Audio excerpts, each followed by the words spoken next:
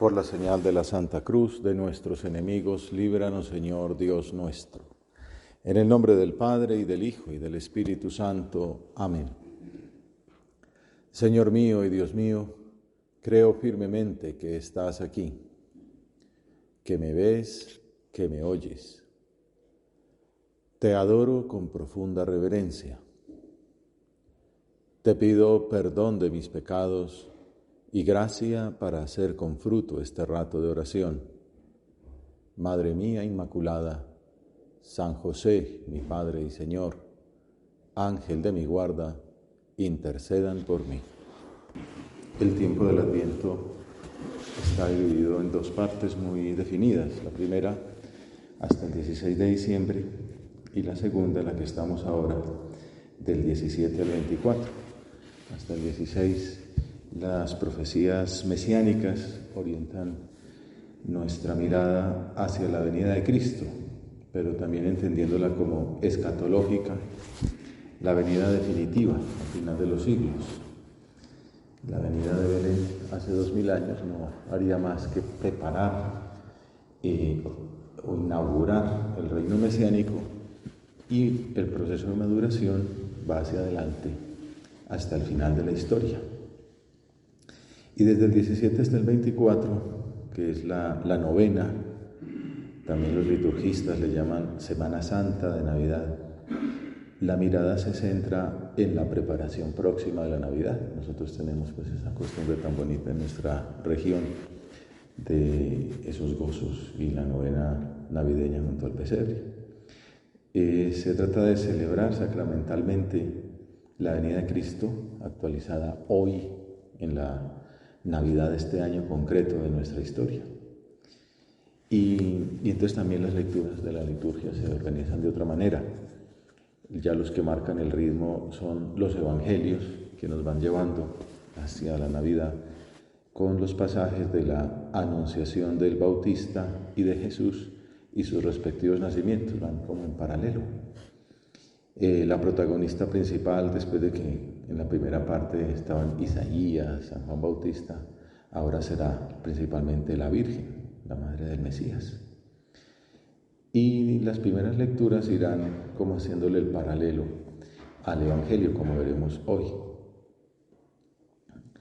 en que cuando comenzaremos a mirar a San Lucas de nuevo y a mirar el paralelismo de la anunciación del nacimiento de Juan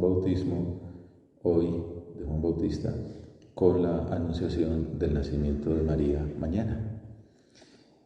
San José María dialogaba frecuentemente con los personajes del Evangelio que trataron de cerca a Jesús. En una ocasión decía: esta mañana he comenzado a encomendar todo a Santa Isabel, y enseguida he pasado a hablar con su hijo Juan y con Zacarías, y después con la Virgen, con San José y con Jesús.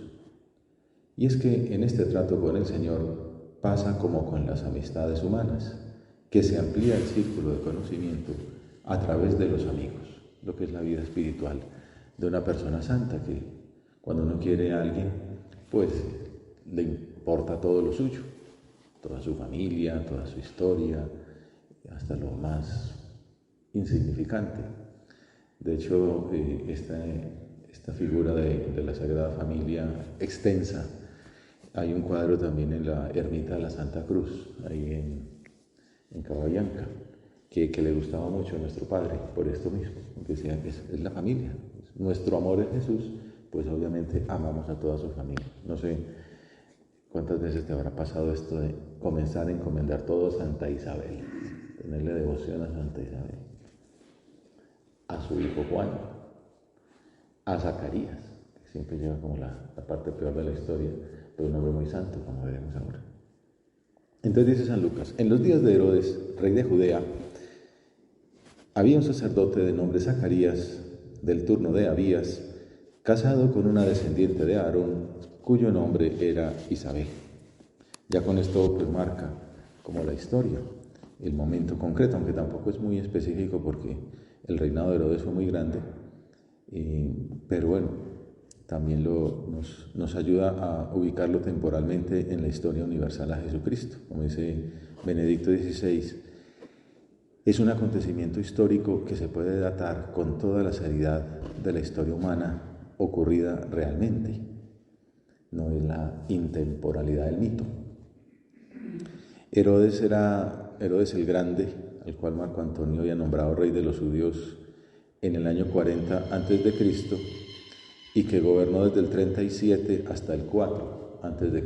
Como ustedes saben muy bien, Jesucristo nació más o menos en el 6 a.C., por esas paradojas de la historia. Y pues no es que solo gobernara la Judea, sino todo el país judío.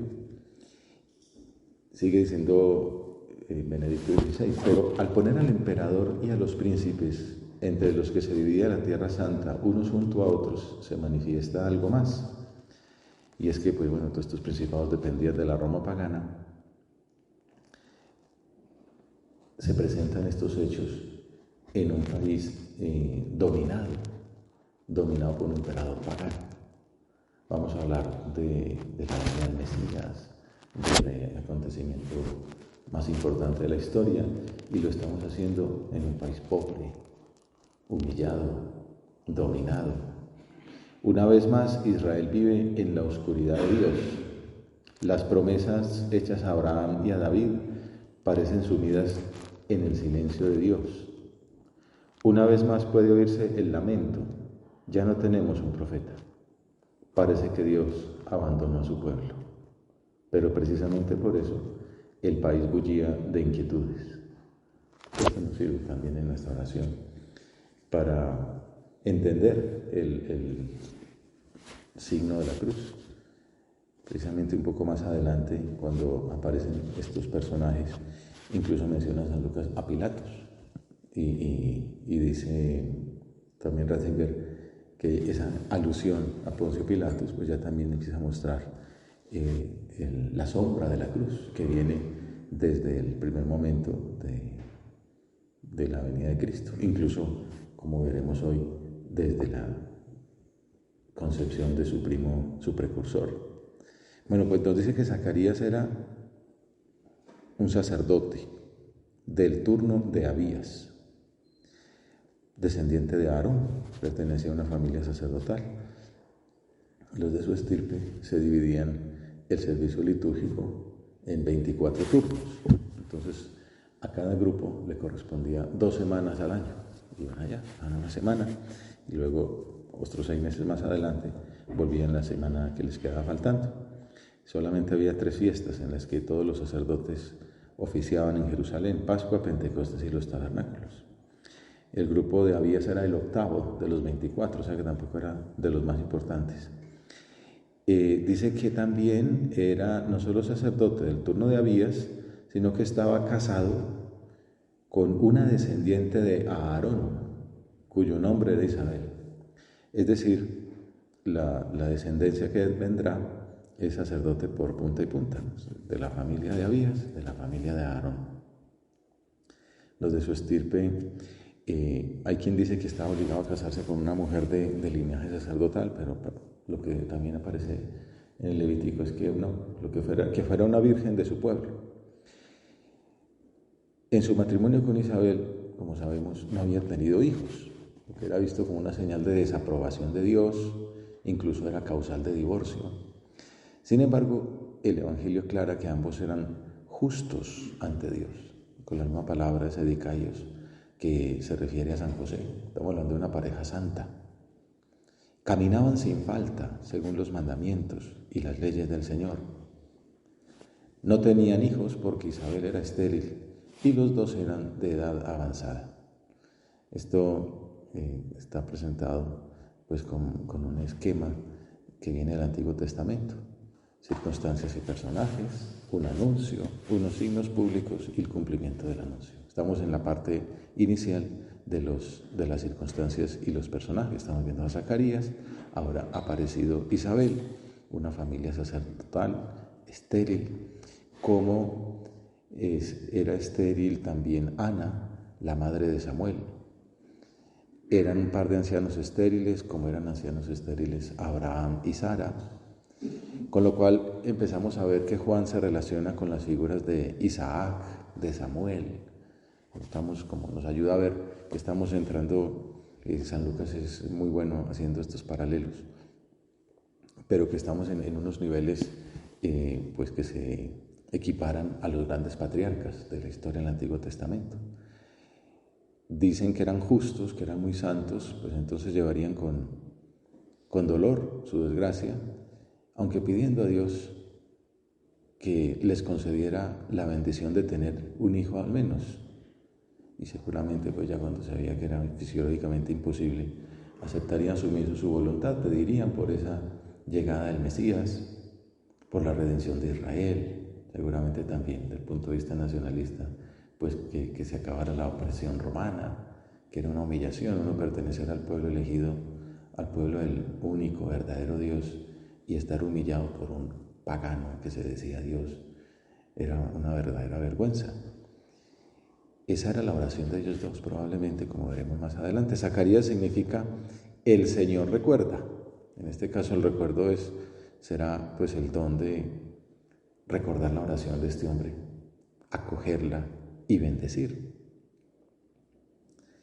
La esterilidad de Isabel pues no era un castigo, sino que se inscribe en la saga de las madres de los grandes patriarcas, Sara, Rebeca, Raquel, la mamá de Sansón, que, como decíamos, la primera lectura abre las puertas al Evangelio, pues hoy en la primera lectura vamos a leer la historia de Sansón. También Ana, la mamá de Samuel. El paralelismo más acentuado es con Sara, la esposa de Abraham, por la edad avanzada. Entonces, pues le llegó el turno a este hombre, seguramente entra un grupo de sus parientes, de los sacerdotes de Abías, probablemente al altar de los sacerdotes, no al Santa Santorum. Algunos lo presentan como si fuera un sumo sacerdote, pero pues vamos viendo que no, era un sacerdote, pues dijéramos, de segunda categoría, estaba en el 8º puesto. Pero ya Lucas se olvida de los demás y se centra pues en su servicio.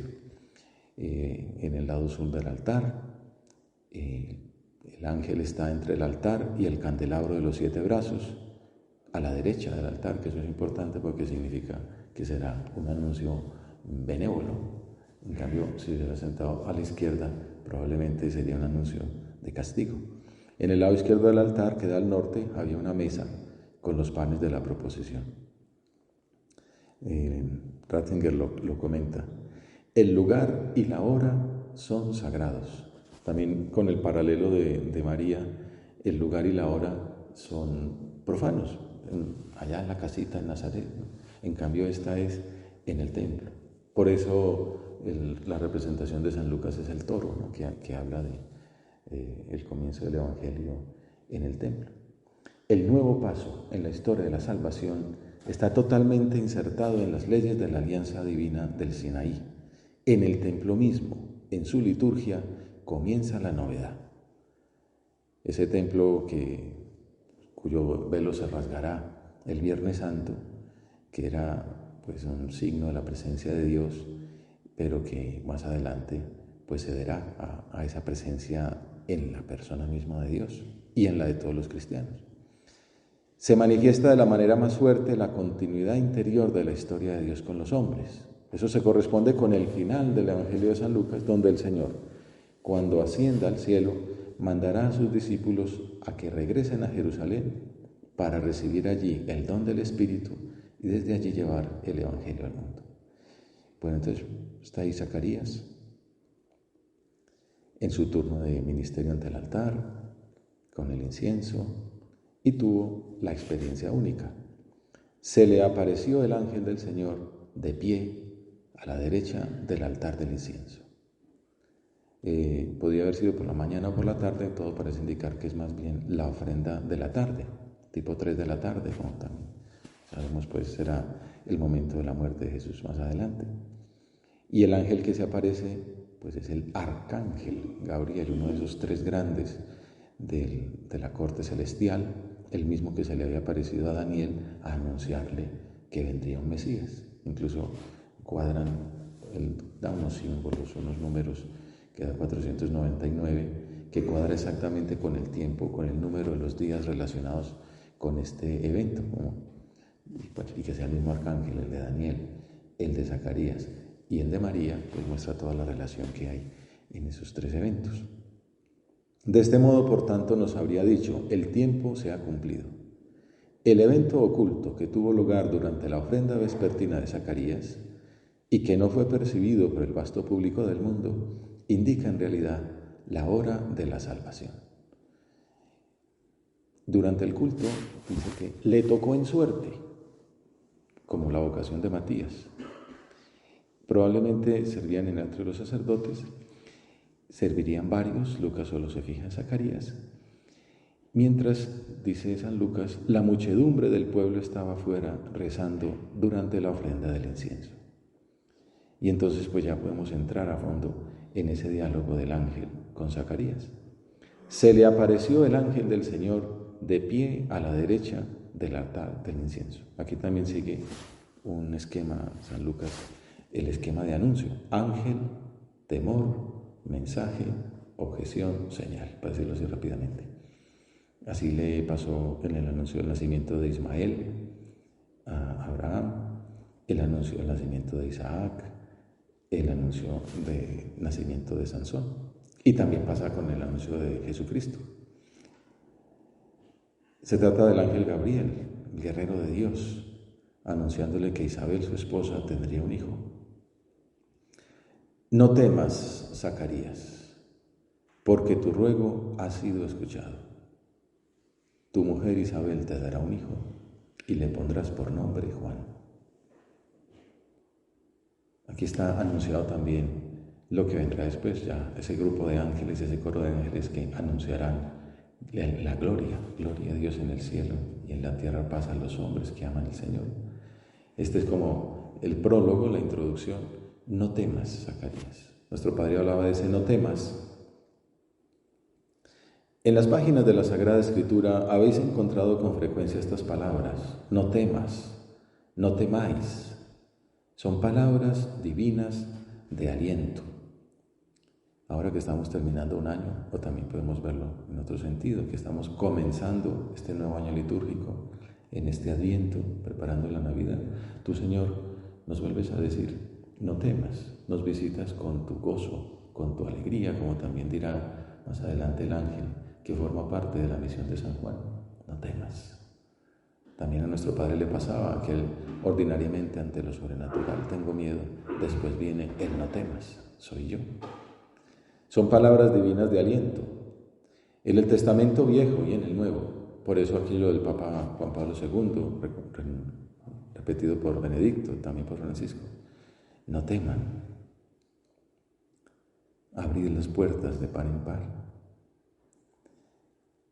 Dios y los seres celestiales las pronuncian para levantar la miseria del hombre y disponerlo a un coloquio de iluminación y de amor, a la confianza en cosas aparentemente imposibles o difíciles, a las que no llega la fuerza de la criatura. Señor, aquí ahora también entonces nos dices, no temas, disponte a este coloquio de iluminación y de amor que es la Navidad, a la confianza en cosas aparentemente imposibles, ser santos, hacer apostolado, conseguir vocaciones, evangelizar este mundo, esta sociedad, esta cultura. No temas. Confianza en cosas aparentemente imposibles. Tener un hijo en la ancianidad.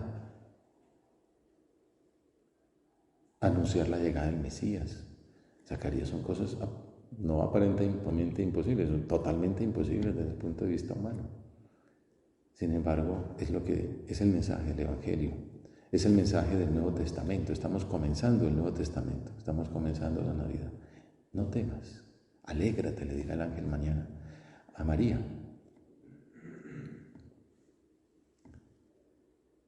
Confianza en cosas aparentemente imposibles o difíciles a las que no llega la fuerza de la criatura. Es normal que la criatura se sienta imposibilitado, incapaz. Pero tú, Señor, nos invitas, no temas. Esta meditación habitualmente es sobre fe, ¿no? La fe de Zacarías comparada con la de María.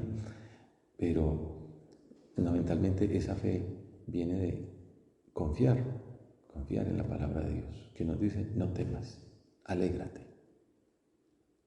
La mano del Señor no es tan débil que no pueda salvar, dice Isaías. Esa es la traducción del famoso non es previata manus Domini. La mano del Señor no es tan débil que no pueda salvar. Aunque parezca que es débil, aunque parezca que el mal es muy grande, aunque parezca que nuestras debilidades son insuperables, la mano del Señor no es tan débil que no pueda salvar. No temas. El poder infinito del Señor es el de siempre. Y entonces por eso dice el ángel, no temas, Zacarías, tu ruego ha sido escuchado. Este es el gran mensaje de la Navidad. Los ruegos se escuchan. La oración no es estéril. Tarde o temprano se notan los frutos.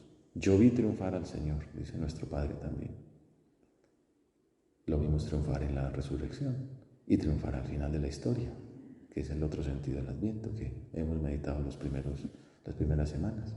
No temas, tu ruego ha sido escuchado. Señor, renovamos ese deseo de seguir pidiendo, clama, necheses, no dejar de rezar, no dejar de pedir que se cumpla tu voluntad. Quieres contar con nuestra oración, porque nos viene bien a nosotros, y puede ser que sea toda la vida clamando y aparentemente no ver el fruto de esa oración, pero lo terminaremos viendo aquí o al otro lado. En este caso, tu ruego ha sido escuchado. Tu mujer Isabel te dará un hijo.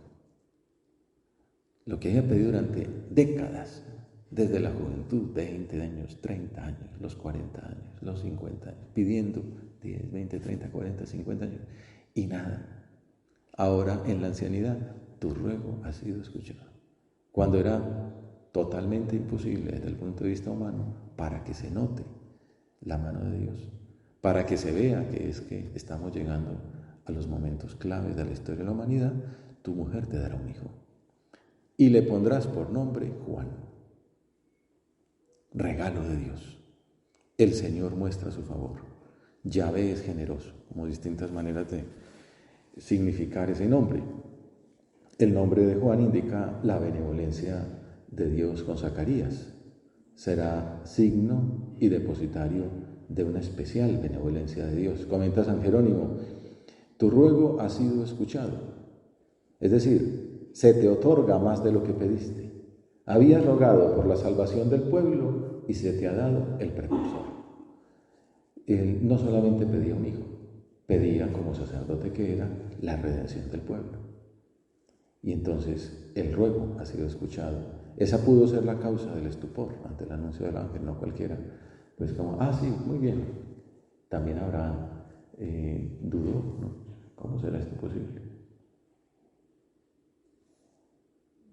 Se escucha la súplica de Zacarías y la súplica del pueblo, la súplica por su familia y la súplica por la redención de Israel. También a nosotros el Señor nos da a veces mucho más de lo que pedimos.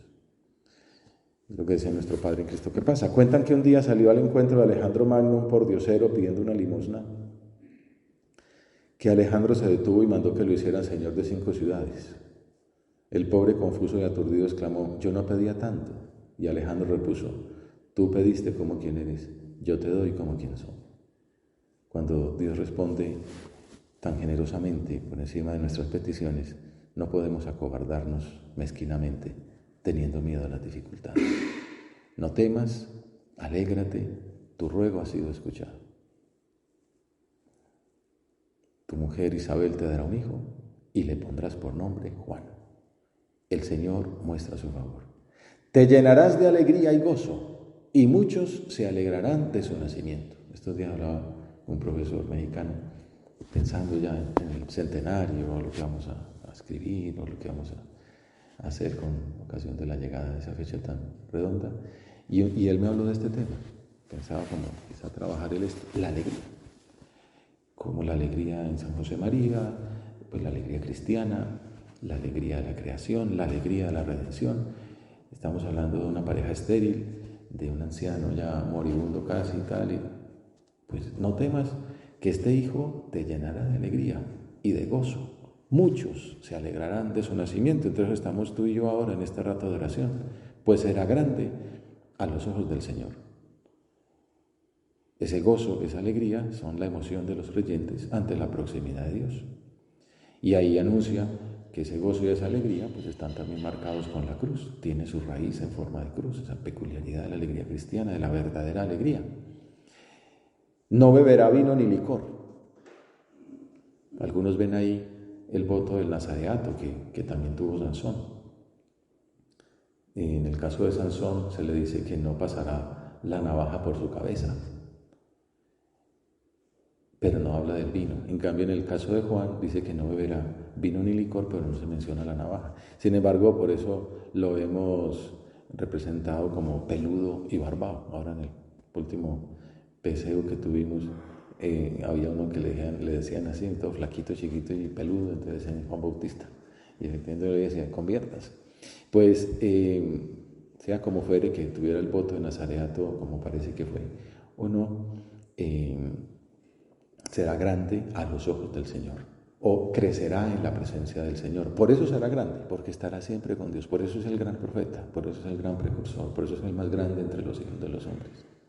Estará lleno del Espíritu Santo desde el vientre de su madre, como veremos en la visitación.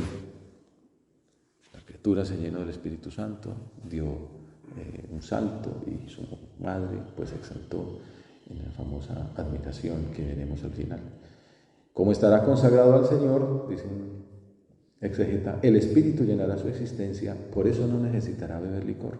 Esa plenitud del Espíritu Santo será la garantía de su misión profética y precursora. La abstinencia preparará y acompañará a un servicio eficaz para salvar el mundo. Estará enviado para convertir a muchos hijos de Israel al Señor su Dios. Irá delante del Señor. Con eso está cumpliendo la profecía de Malaquías, el capítulo 3, aquí que envío mi mensajero delante de ti, que vimos hace poco en el Adviento.